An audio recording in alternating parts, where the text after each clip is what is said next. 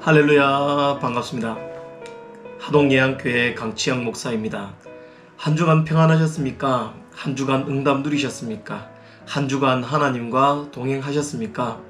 또 은혜의 말씀을 나누고 한 주간 힘을 내서 하나님과 동행하며 응답을 누리시는 성도님들의 삶이 되시기를 축복합니다.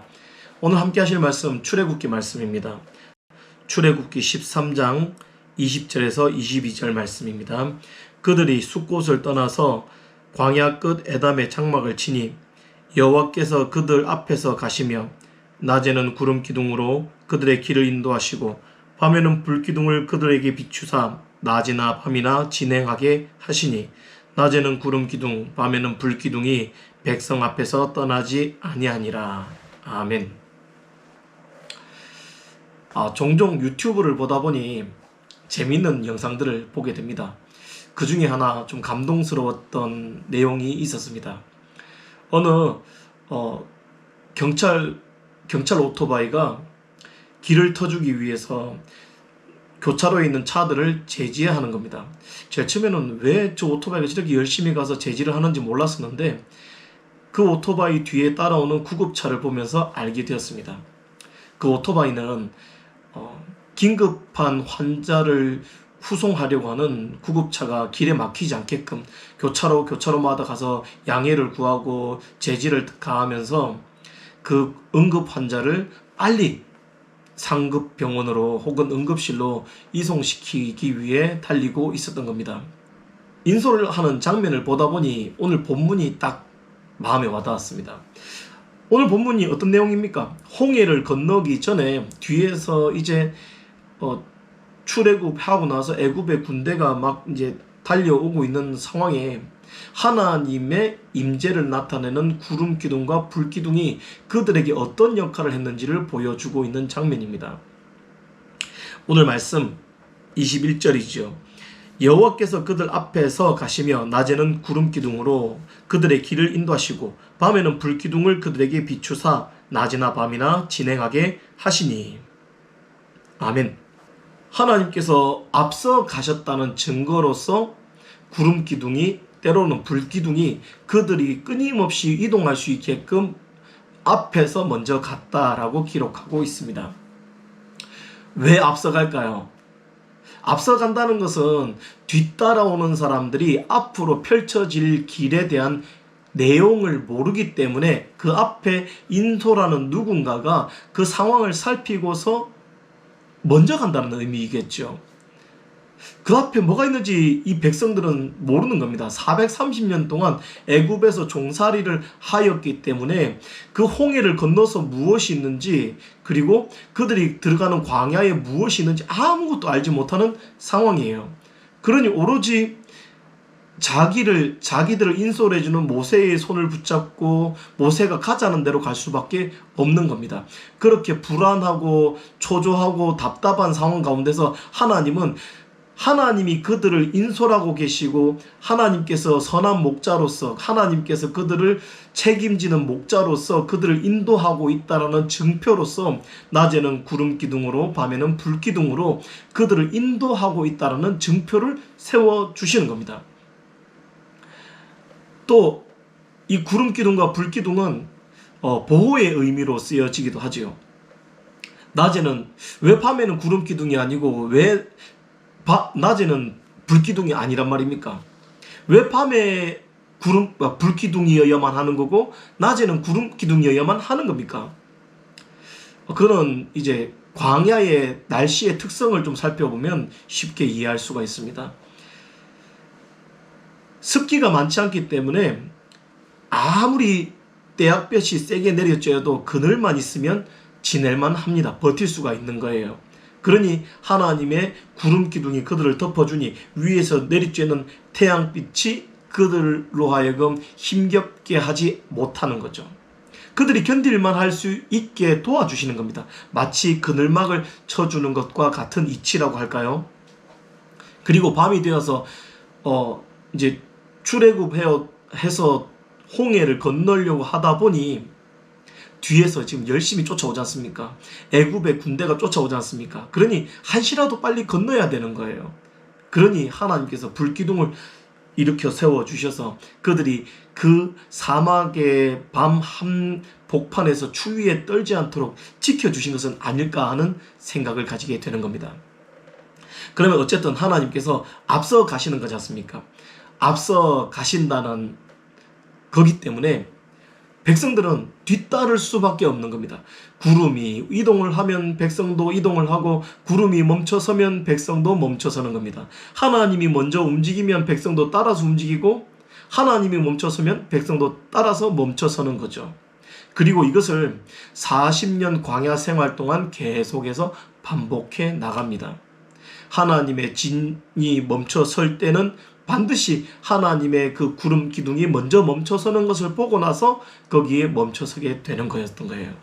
그러면 간단한 원리가 적용되지 않습니까? 하나님이 먼저 움직이시면, 하나님께서 앞서 가시면 백성은 뒤따라 간다라는 기본적인 논리와 원리가 완성이 되는 거예요. 누구에게요? 하나님과 하나님의 백성에게 이 원리가 이루어지는 거죠.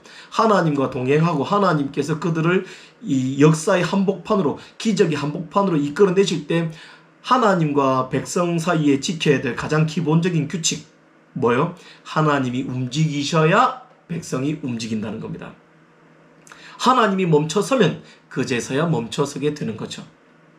이것을 하나님은 백성에게 아주 뼈에 새길 정도로, 그들의 삶에 새길 정도로 중요하게 인식시켜 주시는 겁니다.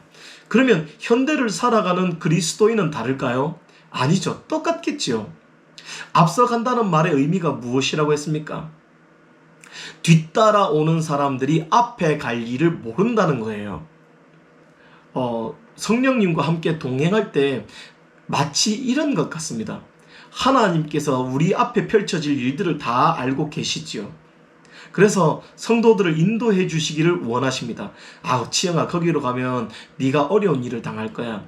치영아, 당장에는 거기가 맛있어 보이는 게 있고 네가 잘 될 것처럼 화려해 보일지 몰라도 거기는 하나님이 원하는 게 있지 않아. 그게 없어.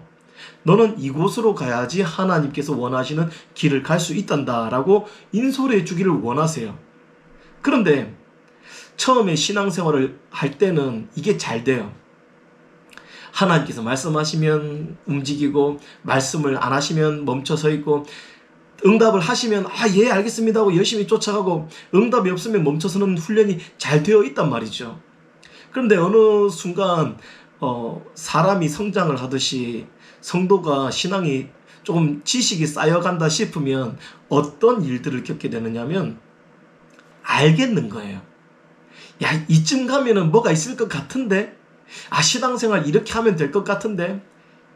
그리고서 하나님께서 가자고 하는데도 하나님 나 오늘 피곤해서 못 가겠습니다 하고 버팅기거나 아니면 하나님께서 여기까지 가서 서야 돼 라고 말씀을 하시는데도 하나님 저 오늘 더 많이 갈 수 있어요. 한 3km는 더 걸을 수 있을 것 같아요 라고 스스로가 결정을 내리고 스스로가 하나님보다 먼저 앞서가거나 하나님 뒤에 따라가거나 아니면 하나님과 다른 길을 가게 되는 경우들이 발생을 하더라 이 말이지요. 그러면 문제가 생겨요. 어떤 문제가 생길까요? 하나님께서 내 삶을 주관하지 못하시는 문제가 생기죠.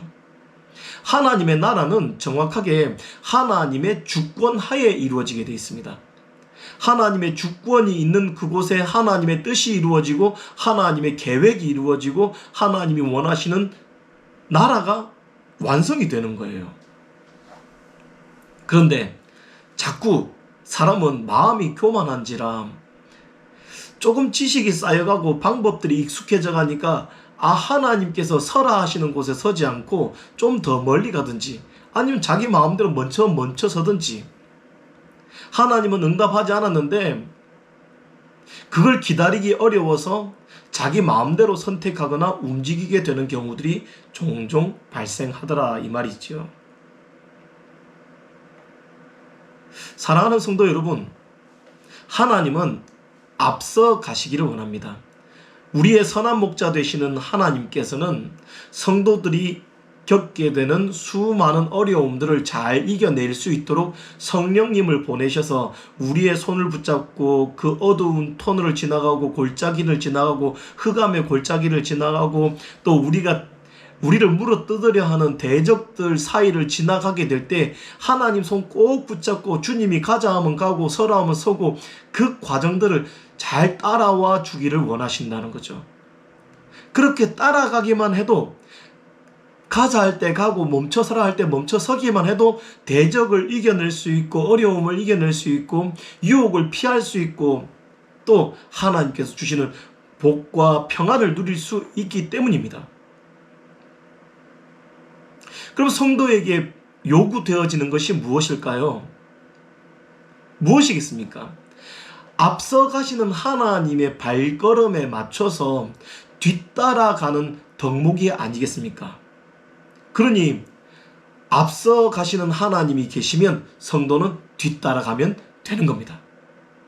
주님보다 앞서가지도 않고 주님보다 너무 뒤떨어서 멀리 떨어지지도 말고 주님 발걸음에 맞춰서 내가 잡고 있는 이 손 놓치지 말고 주님과 딱 붙잡고 한 걸음 한 걸음 내 앞에 한 발자국 앞이 보이지 않고 답답해 보일지 몰라도 옆에서 으르렁거리는 소리가 들려오고 저기서 나를 물어뜯으려고 하는 이리가 내 눈앞에 바로 펼쳐져 있어 보여도 나를 향해서 이빨을 드러내고 있어도 주님 손 붙잡고서 두렵고 떨리지만 그 길을 한 걸음 한 걸음 한 걸음 걸어가기를 원하신다 이 말이죠.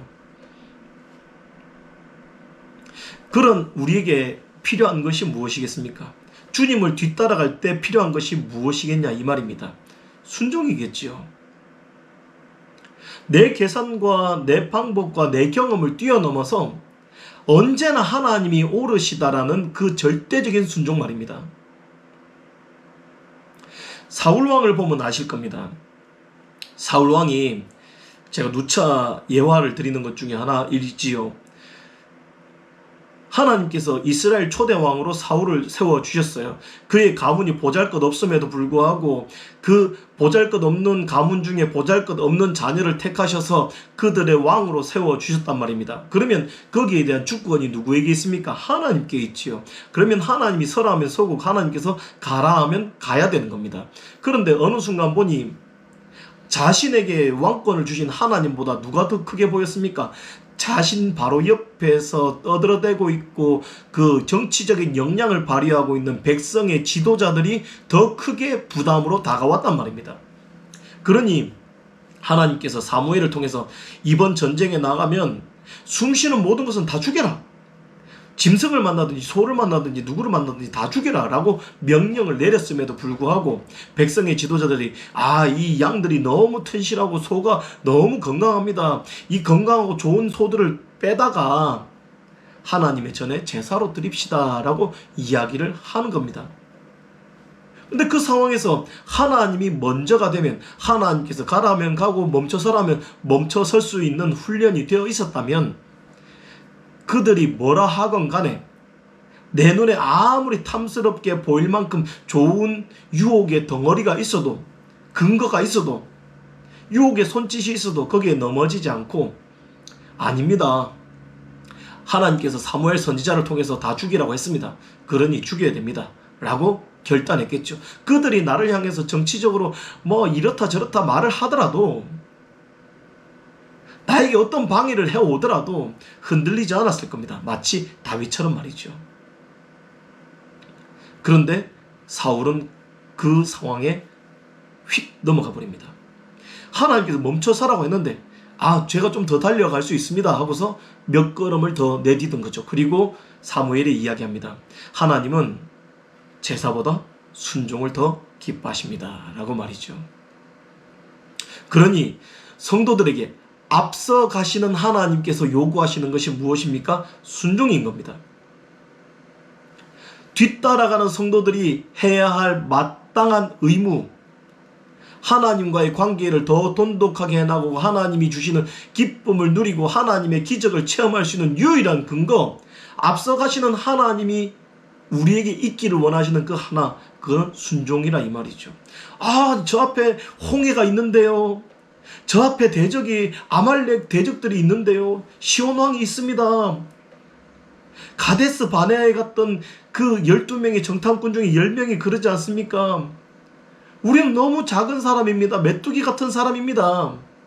라고 안 되어 보이고 가능하지 않는 수많은 이유가 있어도 하나님께서 한 걸음을 내디디면 성도가 뒤따라서 한 걸음을 내디딜 수 있는 그 믿음을 요구한다 이 말이죠. 그걸 경험해 본 사람들은 내 앞에 안악 자손이 있어도 신경이 안 쓰이는 거예요. 마치 누구처럼요? 눈의 아들 여호수아와 갈렙처럼 말입니다. 그들처럼 하나님께서 이르시는, 하나님께서 먼저 행하시고 뒤따라가기만 하면은 하나님께서 다 정리한다는 것을 경험해 본 사람들은 내 눈앞에 안악 자손이 있든지 철병거가 있든지 엄청난 산이 나의 앞을 가로막고 있든지 문제가 안 되는 거예요. 왜요? 하나님께서 가시기만 하면 되는 거야. 내 앞에 있는 그 구름 기둥이 움직이기만 하면, 나도 따라서 움직이면 거기에 하나님의 임재가 나타나고 기적이 나타나고 능력이 나타난다는 것을 경험했기 때문이라 이 말입니다. 사랑하는 하동 예안교회 유튜브 채널을 보고 계시는 성도 여러분, 앞서 가시는 하나님의 발자취를 따라가시기를 축복합니다. 그분이 가시면 따라서 움직이시고 그분이 서시면 따라서 멈추시기를 바랍니다. 그러면 하나님의 임재, 성령께서 인도하시는 그 흔적들이 여러분에게 보여지고 들려지고 깨달아져서 그분의 발자취에 맞춰서 내가 한 걸음 한 걸음 한 걸음 따라서 걸어가며 하나님께서 우리와 동행하시는 그 놀라운 은혜를 누리게 될 줄 믿으시기 바랍니다. 그래서 앞서가시는 하나님과 뒤따라가는 우리가 동행하며 서로 기쁨을 누리고 하나님의 기쁨이 되고 또 내 삶에 하나님의 놀라운 기적의 증거들이 나타나는 믿음의 사람, 기적의 사람으로 살아가시기를 간절히 축복합니다. 기도하겠습니다. 하나님, 저희가 신앙생활 하다 보니 교만했던 순간들이 있었습니다. 하나님께서 한 걸음 한 걸음 인도해 주고 계심에도 불구하고 내 마음이 지식이 들었다고 교만한 마음이 들어서 하나님께서 움직이실 때 움직이지 않고 하나님께서 멈춰서라는데도 멈춰서지 않고 움직이던 때들이 있었습니다. 하나님, 이제는 이 유튜브 채널을 보고 있는 모든 성도들이 하나님의 움직임에 맞춰서 행할 수 있게 복을 다하여 주옵소서. 하나님께서 구름 기둥으로 움직이시면 저희도 따라서 움직이고 하나님께서 앞서 가시면 저희도 따라서 그 뒤를 쫓아가고 하나님께서 멈춰 서시면 뒤따라 멈춰 설 수 있는 믿음의 여정을 가게 허락하여 주옵소서. 한 주간 믿음으로 승리하기를 원하오며 예수 그리스도의 이름으로 기도하옵나이다. 아멘.